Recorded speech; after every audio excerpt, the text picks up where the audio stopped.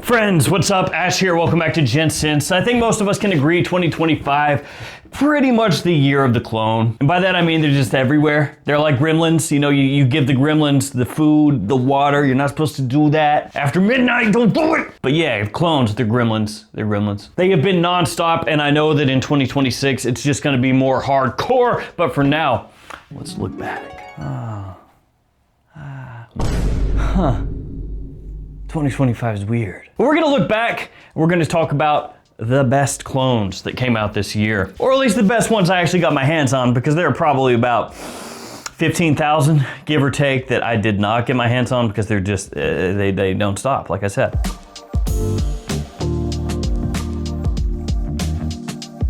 All of these linked in the description. Let's get started with this one. This is Mandarin Sky Elixir by Armoff. Technically Odyssey Mandarin Sky Elixir, but whatever. So this one is a bit of a hybridization. Yeah, taking like two different ideas, two different fragrances, and kind of melding them together. Sometimes that works fantastically. Other times, a total cluster.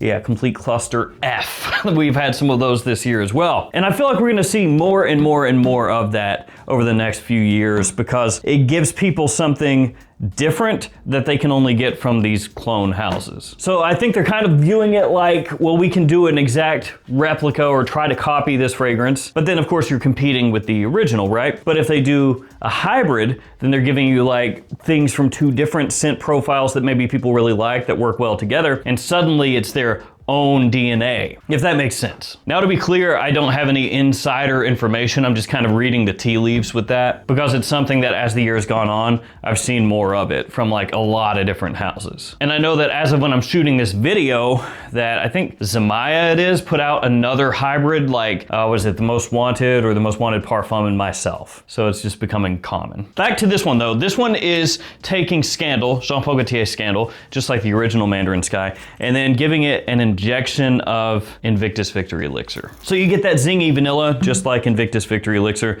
but with that aromatic, classy, gourmand edge that Scandal has. It does have like a little green aspect to it off the top, which is gonna tie in a little bit closer to the original Jean Paul Gaultier Scandal. And of those two fragrances, Victory Elixir and Scandal, this one is closer to Scandal, just like the original Mandarin Sky. So essentially it's like taking Mandarin Sky, the original one, and just giving it a little twist and slapping the Elixir name on there, but for me it works really well. Next up is this. It is Mango Ice by Gulf Orchid. This right here is a clone of God of Fire, which this year has got to be up there with the most cloned fragrances of the year. Every single brand came out with a God of Fire. Some brands came out with like 2, so they were just really, really milking it. What else got heavily cloned this year? God of Fire, Naxos, some of the Louis Vuittons. But I feel like if you were gonna pinpoint just one, it's gotta be God of Fire. And this is probably, for most people, the best bang for your buck, because it is on the cheaper side of God of Fire clones. It gives you that mango, obviously it's in the name, right off the top. Very fresh, sweet, and has that kind of headiness to it. You know, that mango specific vibe. It's really, really good for spring and summertime. You get pretty good performance. And while you could pay a little bit more and go for something like Vulcan Faux, which is also really, really, really good. And I would say that one is right there with this one, and I would actually put it into this list, but I didn't want two God of Fire clones in here. But yeah, if you don't want to go Vulcan Faux, you want to save a little money, you still want that quality, this is your best bet. So since God of Fire was one of the most cloned fragrances of the year, gotta put that one in here. Now I talked about Naxos, and I gotta go with this, Fierte Luna. This is by French Avenue. And to be fair, Gulf Orchid has a really good one also called Muharrab. That's worth checking out too. And then Atrelia came out with one, Magma Ember Dusk. So yeah, Naxos just getting cloned back to back to back here at the end of the year. I think of the three though, the Gulf Orchid and the French Avenue, I put those together, like they're really, really solid. And then for me, the Atrelia is a little bit below those two. It's more of like a twist. It gets a little bit more powdery and has kind of a different fruity sweetness off the top. It doesn't lean as much into like the classy lavender aromatic honey tobacco vibe as well. But this one does. Fierte Luna does, Muharrab does as well. Great quality, super classy, really masculine, captures a lot of that Naxos vibe for way, way less. But do be aware, if you're a younger guy, this may not appeal as much to you, and that goes for like all of the Naxos type fragrances, because they do do have like kind of a classically masculine lean to them. They do have honey, you know, they got that honey tobacco going on, but it's not like, you know, a big vanilla overload. It's not super sweet, and it does have that, as I said before, kind of aromatic lean when you first spray it on, that lavender that's gonna come across. So it's gonna be a little bit more buttoned up, you know, a little bit more sophisticated, a little bit more elegant, a little bit more mature, but as long as you're okay with that, this stuff, just like Naxos, is killer. Killer! Before we head to the next one, which is one of the biggest releases of the year, I'm gonna give you some codes. And there are a bunch. What codes do we have, you may ask? Well, codes for Beauty House, codes for Gift Express, JOMASHOP, Frag Flex, and many more. All of those stores have a great selection of clone fragrances, also designers and niche, so check them out whenever you're shopping for scents and use those codes to save yourself a little extra money. So as I said, the next one of the biggest releases of the year. Huge, huge release. It is Assad Elixir by Lattafa. Anytime Lattafa drops an Assad flanker, it's gonna be a big deal. A lot of people are gonna be paying attention to that. And this one, for me, probably my favorite Assad fragrance. Now, of course, the original is Sauvage Elixir, and we had Assad Zanzibar, Assad Bourbon, but this one, for me, just one little notch above those. This one smells similar to Boss Bottled Absolute. It's not the exact same though, so do keep that in mind. If you do a side-by-side, you'll be able to pick up some differences. The most prominent one for me is that Bottled Absolute has more patchouli in there. So when you first spray that on, you get more of that patchouli coming across. It's really, really well done, you know, a little bit chocolatey almost. It's deep, rich, bold, with just the right balance of sweetness and woodiness in there. This one basically takes that patchouli and kind of scrubs it down a little bit. It's not as prominent, it's not as noticeable in there. It still is there, just not as much of a forward note as in the original. Instead, this one has been made slightly more wearable in a day-to-day sense. Yeah, it's been kind of made into a more of an everyday fall-winter fragrance instead of the original, which is maybe slightly more of a special occasion fragrance. So while it is really good and it is quite close to Bottled Absolute, it is not the exact same. There are some differences. Boner bottle, number 5, Rabiat Prestige La Di Da. This is not the first big hybrid clone, but it is a big hybrid clone. I talked about this already over here with Mandarin Sky Elixir, but this is doing a similar thing, taking two different identities, two different fragrances, and kind of smushing them together. This one is Myself and Stronger With You / Stronger With You Intensely. It's definitely more of a Myself type scent profile, so it's got that freshness, that clean aspect to it, but then it also has a little bit more of a deepness in the dry down in the base of the fragrance, a little more sweetness in there. Great atomizer, as you just saw. Woo! Spraying clouds, nice. And as you see more fragrances like this come out and be successful and get people's attention, that's gonna be, I feel like, more of a focus as time goes on. And this one is just really, really good on its own because it gives you that versatility of Myself, but then gives you more of that attention-grabbing sweetness as it dries down that people just really love. Can pretty much wear that year-round, daytime, nighttime, doesn't really matter. Only issue with this one, and it's not a huge issue, but only issue with it is it has been pretty popular, so sometimes it's a little bit harder to find at discounters. And this goes for all of these, like these and the ones I'm gonna talk about afterward. Don't overpay for any of this stuff, especially when new clone fragrances drop. You'll see they'll be kind of hard to find sometimes. You know, it'll pop up at one store, it'll sell out, and then you'll see it maybe eBay or like another random store will have it and they'll be charging 60, 70, 80 bucks for a clone. Don't pay that much. Like, don't get ripped off. It doesn't matter if it's the most talked about thing in the world at that moment. You don't need it that bad. Just take a step back,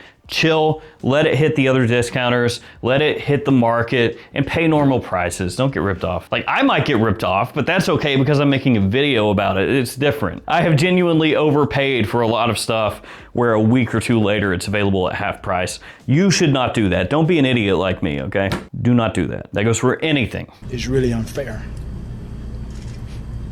It's really unfair. Next up, let's talk Rasasi, Hawas, Verde. So they flooded the market with Hawas this year.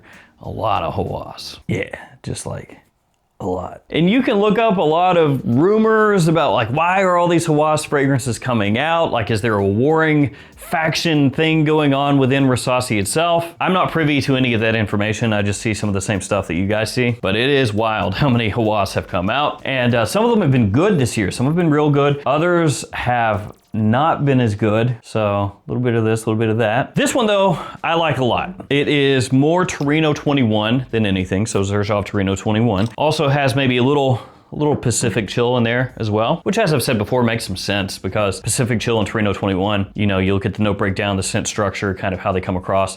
They've got a lot of overlap. They don't smell the same, but you know, they're playing in the same ballpark. Now this stuff is turbo green, in case you can tell by the name and the bottle and everything else, but it is very green. When you first spray it on, it is a blast of just like mint and a vibrant, almost bracing kind of opening. That's how it hits your nose when you first spray it on. And for spring and summertime, I think absolutely perfect. It's very different from most normal designer fragrances and stuff that you would wear during summertime, so it gives you like a different vibe. The quality is there, the performance is there. I really, really enjoy this one. Also Cobra this year, which smells similar to Imagination by Louis Vuitton. That one is good. To my own taste, Hawas Viper, which smells similar to Black Afghano. It's a pretty good alternative to Black Afghano, but the performance off my skin was below the Nasamato, so it's kind of like, which to be fair, the Nasamato is really strong, and it just felt like kind of an odd entry for me personally into the Hawas line, where it's like, well, where does this slot in exactly? I guess it's doing its own thing, but for me, it was not quite there. And then Atlantis actually didn't really like much. So yeah, just really hit or miss this year, but Verde, really good. Also really good, 9 PM Elixir. Afnan needs to hit us with more 9 PMs. Can't just hit us with the Elixir. You know, it's a very standard name. It's gotta be something exciting, something different. But this is still really solid. What would you guys think if Afnan came out with like 5 or 6 9 PM fragrances next year? Like if Afnan is just sitting there chilling and they see Rasasi just dropping Hawas after Hawas, and then they're like, it's go time. How many 9 PMs we got loaded? Drop them all. Just look, every 2 months, 9 PM, 9 PM, 9 PM. Because if they went to a war with Hawas that way, or Rasasi Hawas that way, it would have to be 9 PM, I feel like. You could do Supremacy, right?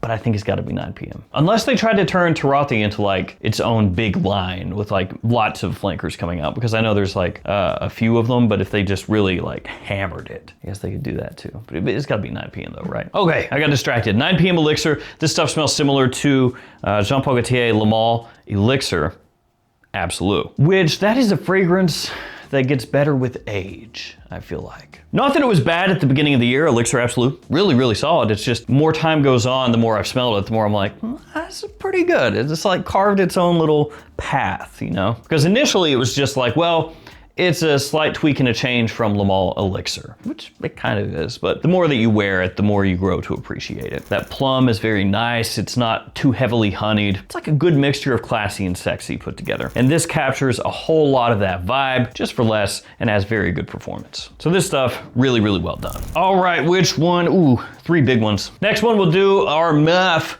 Art du Parfum Abstracto. So this fragrance right here is one of my wife's favorite clones. She really, really digs this stuff, and it smells similar to a Valentino. And that Valentino is Born in Roma Intense. Has kind of an interesting cap here. As you saw, it closes fairly easily, and it has a very slight magnetic closure. So yeah.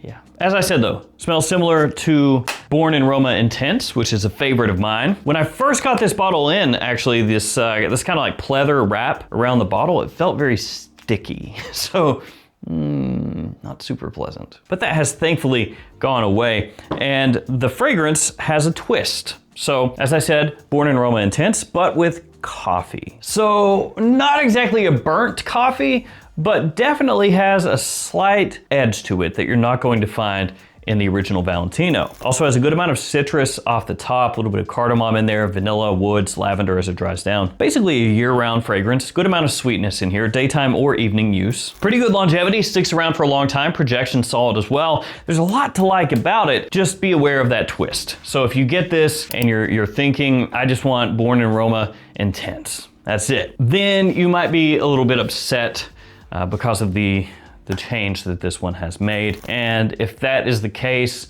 Assad Bourbon might get you a little bit closer to what you're looking for. But I like the twist, so I'm cool with it. Then we got this right here, Khamrah Dukan by Lattafa. I feel like this one has been around for longer than it actually has. Came out at like the beginning of 2025, which means if that holds, then there should be a new one announced before too long in 2026. But basically, take that Khamrah DNA, go ahead and give it a little tobacco. Give it a nice little bit of smokiness, just a little bit, not heavy-handed with the smoke, not like a big incense bomb or anything like that. Just a really nice, almost sugary, spicy opening, and then as it dries down, that almost pipe tobacco kind of scent profile comes out with just a little puff of that smoke. Great performance, perfect for the holidays. Like fall and winter time, this stuff, spot on. And this is another one that as time has gone on, I actually prefer this to the original at this point, which is also possibly because I have smelled the original a million times and all the other fragrances that smell kind of like Khamrah, so giving that little twist makes it more interesting. And the final fragrance for this video, Liquid Brune, the new limited edition. Now I am curious as to whether this is a permanent limited edition or an actual limited edition. Just as an example, Club de Nuit Intense Man by Armaf. It has a limited edition and it's really, really good. In fact, I would say of all the Club de Nuit Intense Man fragrances, if I were gonna keep just one, it'd probably just be that one. But it is not an actual limited edition, because here we are years later and you can find it easy peasy. Still new. And I think at a certain point, you can no longer call it a limited edition if you're like 5 years later still making it new. Like, that's not what limited edition means. So we'll have to see if this is a true limited or a faux limited. If I had to guess, probably faux. Just seems to be how it is. All that said though, the fragrance is a ripper. Whew. It is strong. This stuff is really strong off my skin. It swallows up the original Liquid Brune to the point that if you spray too much of this stuff on, you're gonna be choking yourself and other people out. It's also definitely the deeper of the two fragrances compared to the original. It's got more heft, more push to it. It has more complexity. It has more of a woody aspect to it as well. Basically, it does what you would expect an straight Liquid Brune to do. Take that original DNA, make it a little deeper, a little darker, heavier, smell more expensive, all that stuff. That's what this does. Now, if you're wanting just like sweet on top of sweet, the original is still gonna be better for you than this one, even though the performance is off, or it's not off, it's just worse. But if you want the highest quality Liquid Brune that you can get, this one is higher quality than the original. That does come with a higher price tag, but you also get a bigger bottle that also gets fingerprints more easily. That's not a positive, but it's true. This thing is a fingerprint magnet. And there we go. Those 10 are my favorites of the year. There are a lot of other ones that are really, really good also that I got this year. I mentioned a couple of them, like Hawas Cobra, for example. Al Barari Shore by Zamaya, that one's good. It's a clone of Forever Wanted Elixir, but not quite as heavy on the raspberry off the top. I got a couple Dumonts this year that were pretty good. The new Nitro Elixir, that one's solid. I forgot Rehan Terra. That one's really, really, really good. We'll just say it's a bonus one. That one's a clone of Outlands by Amouage, but basically take the incense, tone it down a little bit, smooth it out, sweeten it up, make it better for like day-to-day use. That one's really, really good. Honestly, there are a bunch of other ones and I can't just sit here naming stuff all day, so we'll just leave it there. Let me know in the comments, guys, your favorite new release or clone pickup of the year. Thank you for hanging with me. Stay safe out there. Good luck in 2026. I'll see you guys tomorrow with another fragrance video. See you guys.